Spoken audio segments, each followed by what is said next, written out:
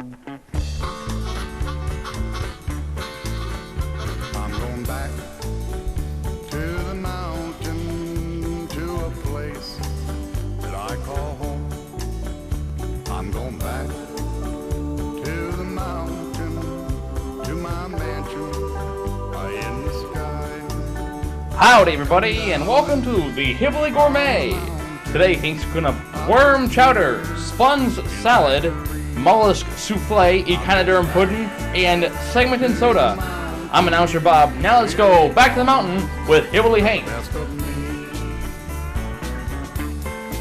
Ladies and gentlemen, today we have a special treat.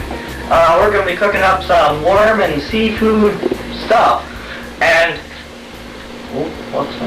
we have a special treat today. We have guest Eugene P. He's right here with us today, ladies and gentlemen. Hi everybody. Oh, yes I did. I wrote this book, everything you would ever need to know about anything. That was very interesting. Yeah, and you see, I wrote this book because I feel anyone should be able to look at anything, take a look at this book, and be able to say they know every single thing about it. That is really interesting. Well, today you're here to make commentary on the things we're cooking up. Is that right? Yeah, I believe so. That's what they told me. Well, today first we're going to cook up what are we going to cook up first? Let's make some worm chowder. Tastes totally scrumptious. Wait a second. Let me see if I can find that worm stuff in here. Just a second. Here, go on. I'll get back to you later. Now, you see, I just picked these worms. Look at this. Look at this little guy here. Whoa! I picked these guys this morning.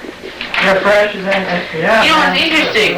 Worms actually come in numerous groups, you know. There's different types of worms. Some are simpler than others. Like, for instance, there's flatworms, round worms, small worms, growing worms. Let me see if I can get you an example. Tapeworms. Tapeworms are interesting. They actually invade an animal's digestive system, and they stick there, and they ingest the food that's coming through the abdominal tract. Yes. Found in many different animals. It's in roundworms or rotifers. These are different than other worms. They're more complex, when other worms are rather simpler. Interesting. Earthworms are composed of two main groups, simpler flatworms and a larger, more complex group called roundworms. I believe the type of worm we're using today is a type of roundworm called the common earthworm. Let me see if I can find those. Yes, here they are. Earthworms or lombrices terrestres. Anyway, can't see that one. It's a type of representative anoid. It's interesting. It's segmented into many different segments, and it has a thick area inside it called the clitellum. Let me see if I can find out more about that. Yeah. It's a swollen band around the segments 31 through 38 seconds. The functions of reproduction. On either side is the mouth on one end and the anus on the other, with the digestive tract running all through that. It's interesting how they move. They have bristles all around them called setae that aid in movement. Interesting. Wish I could read it. Think on, they have a brain and a heart and all those other things usually located on one end. They're like a simpler human, as they have a full, Excuse me, Poindexter, nerd. Yeah. I have to add this base before these worms get away here. This chowder base here, it's made out of milk, a bit of water, some soda ingredients, and this plant that grows only in my backyard. It tastes good, trust me. And we add this, just a little, yes. We have a spoon around. Where did I put that spoon? This is very interesting when it says in here about flatworms. Yeah.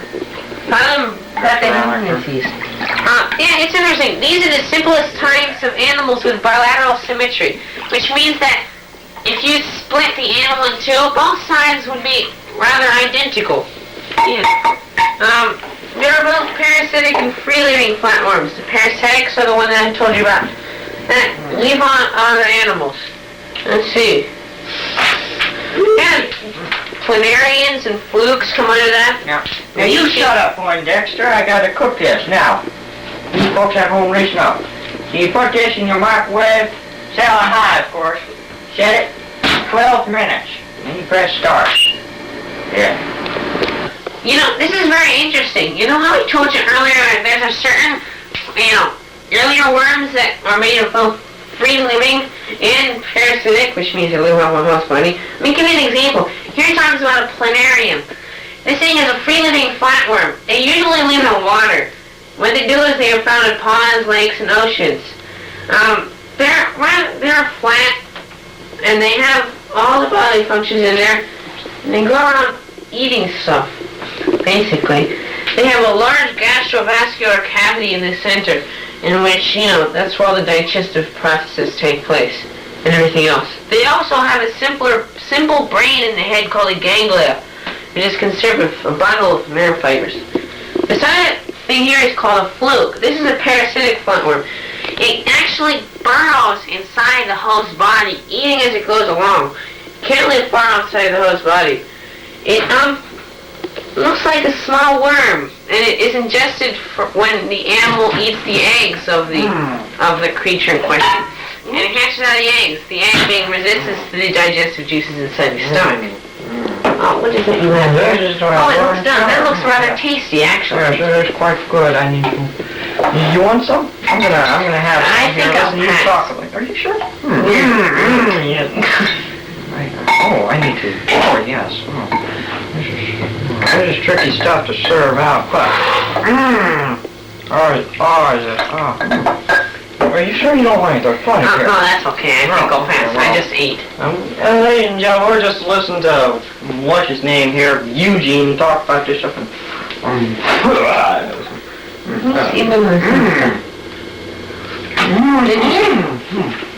sure you don't want it, sure. Some.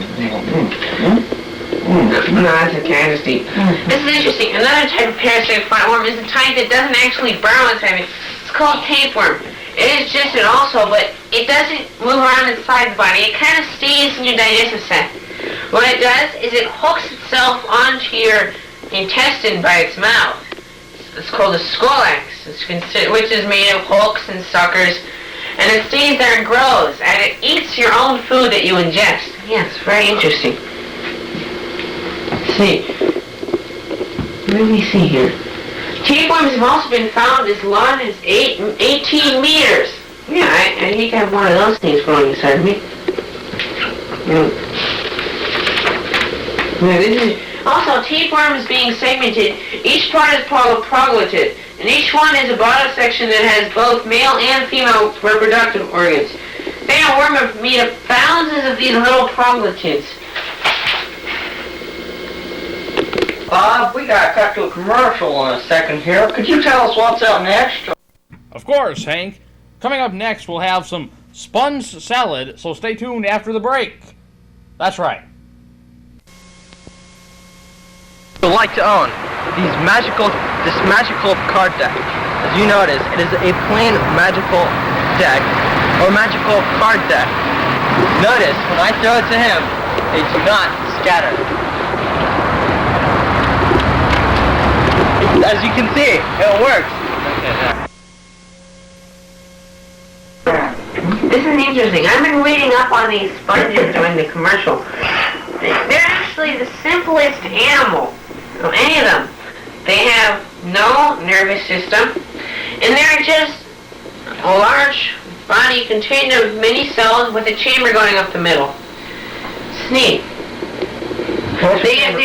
No idea. The interior chamber inside the sponge is called a spongicle. Yeah, what happens is that there's, it's like a large body made up of a substance called spongin and spicules. Spicules is hard, while the spongin is the soft stuff that connects. Here, let me get you this. This is actually the skeleton of the sponge, and what happens is on the outside it's surrounded by many different types of cells, including ring cells, a bunch of others. And what happens is that when the water is moving, the water actually goes past the cells, and then it does. Cells collect any food particles that may be present, and then the water goes up through the spongicle, the chamber in the center, and it leads to a large hole at the top called an osculum. Yes. Now see, sponges are also unique in that they're able to regenerate. And as parts are lost, they can grow back because there are no real specialized cells in it. And all it needs to do is secrete more spongin and spicules. No, wait a minute. What's a sponge skeleton thing here made of? What's it made of? The skeleton. I told you, it's made of spicules and spongin. What happens is the cells starts out as a little bud on the bottom, and as the cells reproduce, they secrete this spongin and spicules that surround them and make up the body as they grow up. So as they grow bigger, you know, it's just all secreted. It's neat. Also, sponges, you know, this sponge, there's certain types of sponges that are useful, and that they can make bath sponges, they're called, because they're springy and they're porous, and they can hold lots of water. You shut up now. I need to tell these people how to make this sponge salad. Now, first you take some of this fresh picked grass. Try not to get any of this dead stuff here. That doesn't really taste good. It gets stuck in your teeth. And you just toss that in there. And you take some of these little herb things. These grow special in my backyard. I can ship them to you for $19.95 a packet. No problem there. And just throw the rest of this in. And then, you know, there's this spinach here. Spinach, you want to take some spinach and just toss it in, and yeah, this is good. And then you take these harvested sponges here. Pick these out of the tank myself. God, look at these. Aren't they looking good? They're beautiful. Delicious. Yes. You put them in, and then you take your... Is there any specific type of dressing in there, or is he just stirring it so... Oh, yes. I have some special dressing here. Let me go get it. It's called water, son. And you just pour that. Oh, yeah. That in here. His folks' teeth? Yes. Alright, here. Alright, you can share that. Really? It's a shame I just ate. I went down to the tofu place down the street. Really? Yeah, it's very good. Very healthy, too. Bob, you want some of this stuff? There's really good. It's a real treat. No thanks, Hank. Are you sure? Are you really sure about that? I mean, this stuff is really tough to eat, but good. Yeah. Looks tasty. Yeah. That is good, man. Are you sure you don't want... Oh, man. You should really try some of these greens. Are you sure? That's okay, I'm cool. I kind of like this home-picked grass myself. Well, here, Hank, let me have a little. Yeah, sure. Shop. Wow. And I know that's good stuff. This stuff will feed a family. No matter how large it is, this seems to be enough for a whole large family reunion, and there's still some left over. It's remarkable. It's quite filling. Yes, I'll save some for my dinner tonight. It's very simple to make, too. Yeah, sure. When we return, we'll have a little mollusk souffle, so everybody stay tuned after this. May be used for many different things, such as throwing, pitching, and practicing your catches. But this baseball can be worth more than just that. Notice the car. It is a safety hazard, or it can move back at any time. The ball may be placed under the tire, like so, to prevent movement. Or, if you're into the life and longevity thing, you can add another ball, same size and manner, and twirl it around as the ancient Chinese people do to improve their life and longevity. We have together, for our mollusk souffle, we have squid and octopus tentacles. We have some of these beautiful little scallops, and we have some squid bits from the main body. You know, you just put that up in a shredder. Looks yummy. Yeah, they're quite quick. Yeah, what are those things? These are rubber bands to hold the tentacles together. I don't wrap them really well. Okay, first what we want to do is we want to take these scallops here. Don't they look lovely? And we just toss them in. And we take these squid bits and we put them in. And we take a nice healthy helping of these tentacles, because these really make the souffle. We just toss them in. And then we take this my special souffle mixture here. made from water, crackers, milk, and this it's a weird substance that grows, and it's another thing that grows in my backyard. I can ship it for you for $14.95. And we just pour this in. Oh yes, can you rinse that out, please, sir? Thank you. Yes. And you mix this around. Yes. And none of you talk about mollusks. Yeah, shut up. Now, you No, see, seriously. we put this into the oven for about 4 hours on 430 degrees. So we just put this in like this. While he's out there, I just can't read this. See, mollusks are interesting because mollusks, they're soft-bodied invertebrates. Their body's quite soft. Mollusks include clams, squid, octopuses, snails, which is in a small group of mollusks called gastropods. All mollusks have a shell, except for, like, a squid. Excuse me. I just put that thing in, and it's about 3 o'clock, so it should be done at 7. And so I'm just going to sit down here and let Eugene here educate us. Thank you. Okay, I just can't read this. But, mollusks, they're a group of soft-bodied invertebrates. And most of them are soft, only it's hard to tell because most mollusks are surrounded by a hard shell, usually made of silica excretions. All mollusks have a shell except for a type of gastropod, which is a small group of mollusks, which snails and, stuff like that have. And they don't have a shell. And, other mollusks, like squid and octopus, they indeed do have a shell, but it's internal, and it's often called a cuttle bone. Interesting. I was saying that mollusks have shells. There are different types of mollusks. Like there are certain types of mollusks called bivalves, because they have 2 shells that lock with a hinge in the center, and the actual animal is inside. And what happens is fibers support the 2 shells together with a strong muscle called, let's see.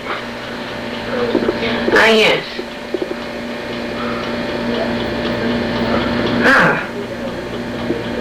Yeah, and there's like a large muscle on the sides. That's why it's so hard pulling together. Whenever a bivalve is in great danger, it just snaps the muscle shut as hard as it can and hope that whatever it is strong enough to pull it in half. Okay, they also have, the muscle is also a foot that it can use to move around and bury itself. The clam is basically like a worm, with all the internal organs and stuff. It has a small brain, a heart, an arterial heart that can pump everything around, a digestive tract, and a gill inside the shell. The way it breathes is that there's a small tube that comes out of the shell called a siphon, and that's how it pulls water into the gills and pushes it back out again. Okay, univalves are like bivalves, except they've just got one shell, like conches and snails and other stuff like that. They're basically the same, except that the shell doesn't close.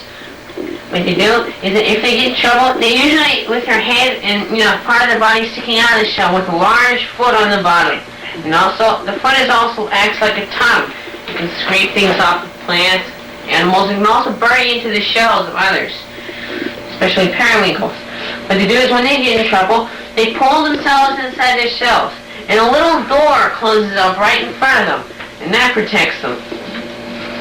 And always they have, same thing with the, gills inside, and the digestive tract, and the brain, and the small brain. All these animals have extremely small brains, because they don't do much thinking. Most of their activity is governed by instinct.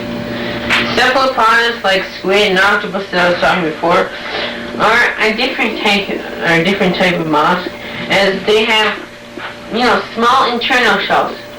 And it's often called a cuttle bone in squids and cuttlefish. These animals have a somewhat larger brain because they have a lot more to do, and they often have tentacles on the outside, which they grab food.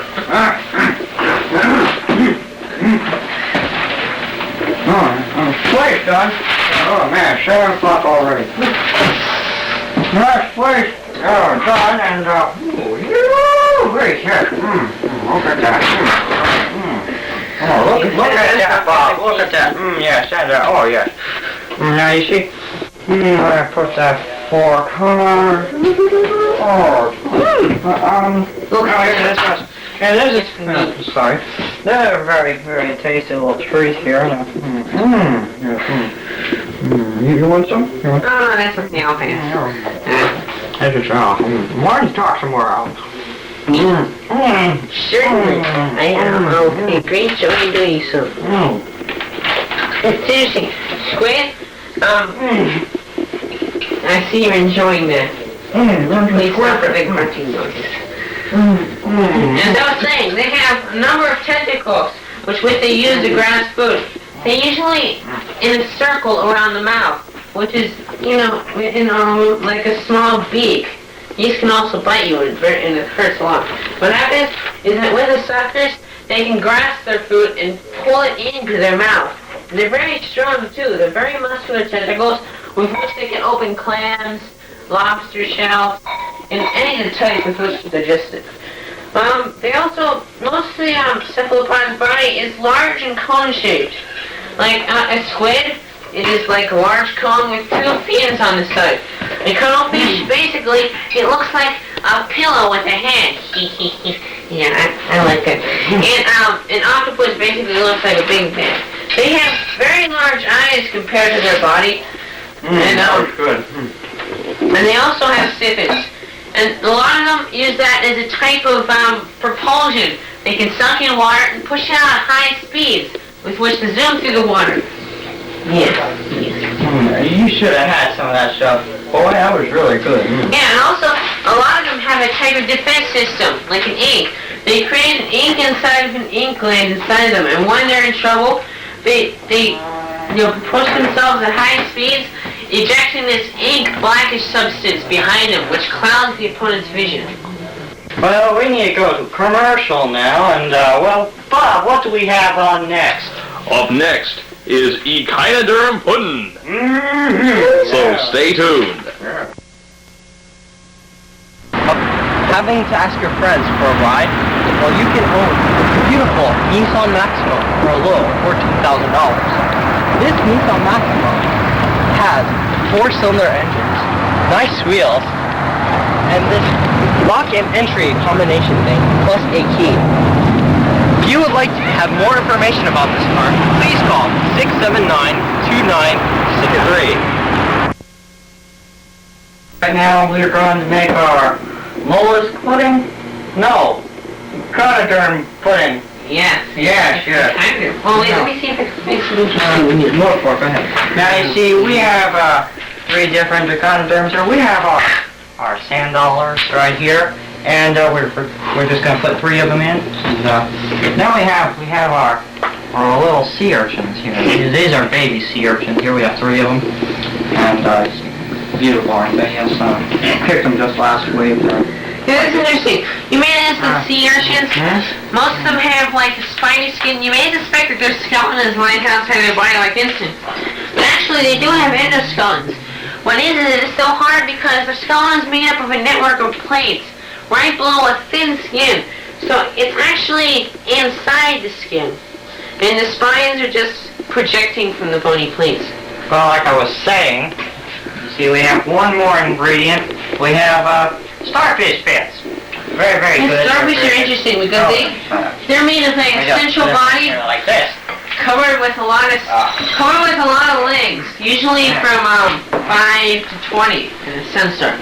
What happens is they regenerate because all the legs are exactly the same. The brain and the stomach and the mouth are like in the center, or in the center of it, and then the legs project outwards, with the nerves.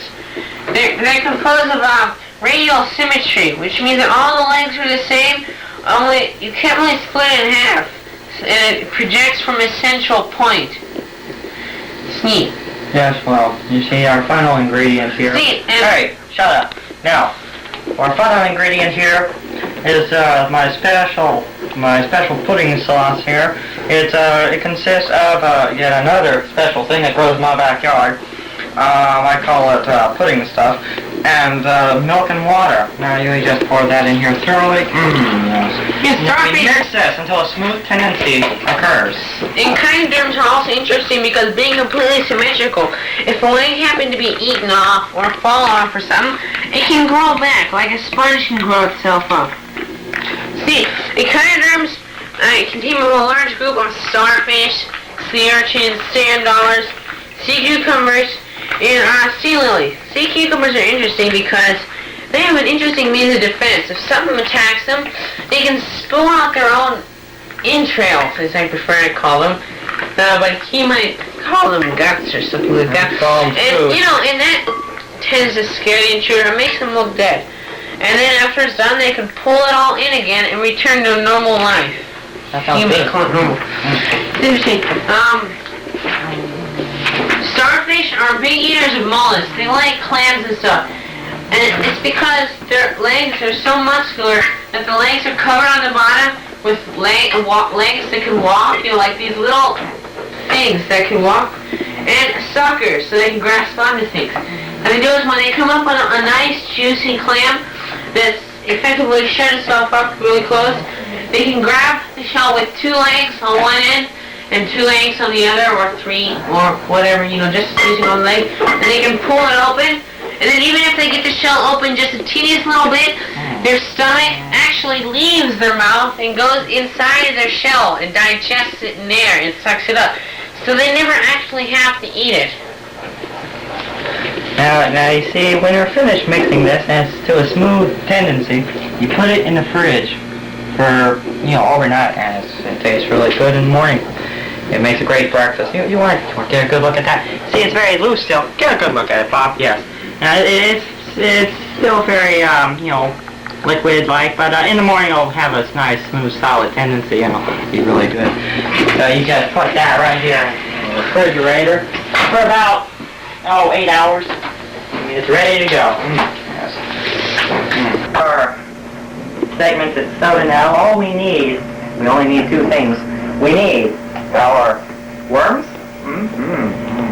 and we have our segmented soda supplement, you see? Now look at that. That looks good, doesn't it? Yes. And okay, what we do is we take a nice handful of worms here. Yes, I love earthworms. So good. Make sure they're not... Wait, segmented. Yeah, I have to talk about those. Wait, let me get some. Toss them in. Toss a few more. Why not? Then we put this. We pour this stuff right in. See, segmented worms are also known as annelids. It's called because their bodies are made up of sections called segments. And some of the largest annelids have at least, some of the largest annelids have up to 100 segments. The older segments containing the brain, large to reproductive organs are located at one end, while most of the other segments just contain, you know, the digestive tract that goes down to the other end. And they told you there's a large thickened area in the front of it near the mouth called the clitoris, and that is the area that contains most of the reproductive organs. This stuff is, smells great. Smell that. Take a whiff of that, Finkelheiser. Okay, I'm gonna drink some of this stuff. Excuse me, that kind of affected me. Chunky. What's up? Well, Finkelstein, you can talk while I enjoy Wait a this second. stuff. Bob, you should taste this stuff. Taste. Oh no, that's kind of... Take a taste of that now. Yes. Yeah, it tastes really good. Oh my! Yeah. Chunky style, yes sir. Yes. Here, Finkelstein, take some. This. Come on. You wimp. I think I need my inhaler. Wait, where'd it go? It's over there. Oh, okay. Thank you, wait, Mike. Got a chunk. Oh, that affected me. Oh. That's some serious stuff there you carry, boy. Yeah. Almost top of my weed. Interesting. Because annelids are very advanced worms. Because for a number of reasons. One is that They're different because they have a complete digestive system, which means it's a complete tube running between from mouth to anus.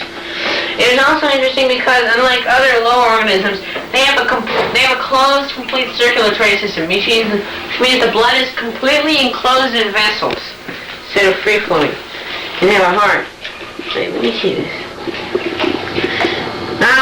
Reproduction in animals is almost always sexual, which means that they're its partners. Ladies and gentlemen, that's all the time we have for Finkelstein and me, and we hope you come back next week to join us when we start cooking up household pets. Thank you, and have a nice week. Oh, I better be going now. I have an appointment.